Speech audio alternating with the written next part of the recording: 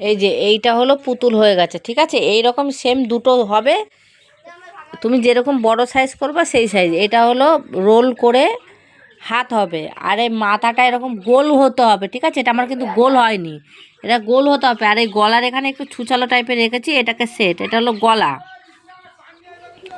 আর এটা হলো বডি। আর এই যে দুটো সরু সরু যে লেগ মানে লেজ দেখছে, যে এই একটা আর এই একটা, এটাকে ভালো করে নিচের দিকে একটু টেনে দিতে হবে, একটু ঠ্যাঙে মানে পাক করতে হবে, ঠিক আছে।